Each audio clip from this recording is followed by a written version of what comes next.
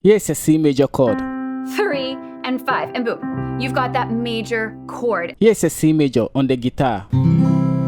Is the C chord. To replicate it on FL Studio piano roll, make a C major chord in root position, like how a pianist will play. To emulate the guitar structure, select both the root and third, raise them up an octave, get rid of the third below, and boom. To make our melody without any music theory, we can copy and paste this chords over. Count 7 steps upwards, and then count 7 steps downwards. And with the last chord, we can just bring it 3 steps down, as this is the relative minor of the major scale. What we have basically done is moving in fifth. We can use the circle of fifth as reference.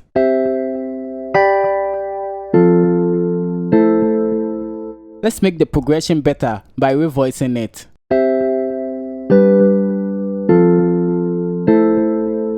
There are multiples of ways to make melody, and pretty much most melodies come from arpeggiated chords. Arpeggios can go upwards,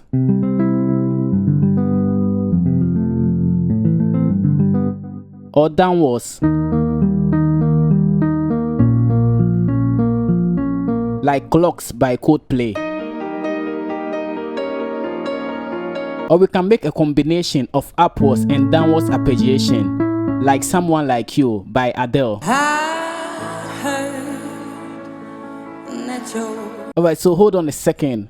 I'm showing you all of this because Afrobeat fuses influence from different musical genres. You can hear this from the iconic Spanish guitar influence of CK's Wahala. This is deeply influenced by Cuban music. Have a listen.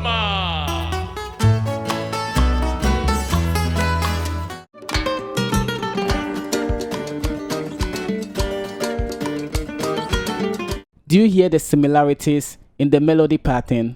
So we can start with this simple arpeggiation. Build on it and make a slightly different pattern from the first. Let's cut this out, as the fifth degree to the first degree or the tonic gives a more satisfying cadence, the authentic cadence.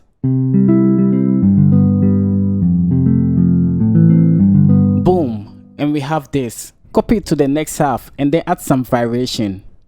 Just one rhythmic shift of a note adds a whole lot of different vibe, as melody do get boring real quick when it's repetitive.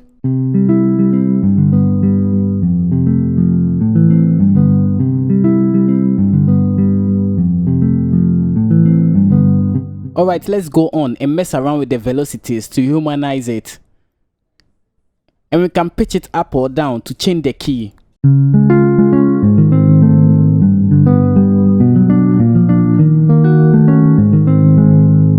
Now we can throw in some insert effect. Guitar X6 to emulate the jazz amp, reverb, and finally EQ to complete the audio processing signal chain. I'll render it as audio clip and then pitch it up full octave to layer it with our sound to make it a lot more fuller.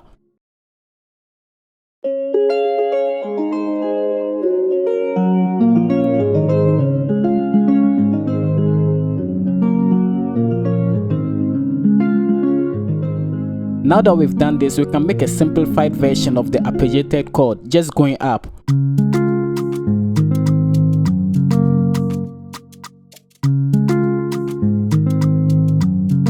And we can layer that with a piano.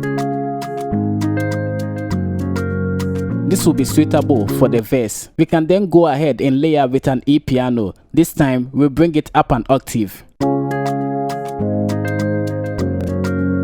For the low end, we can fill that with a bass. We just use the root note of the progression.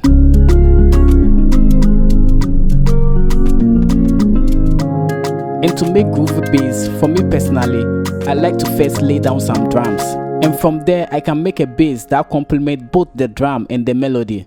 So let's quickly lay down some drums.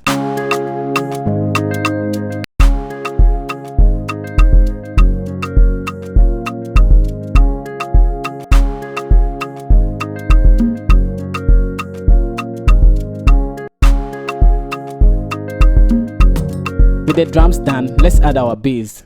Start with the root note of the progression.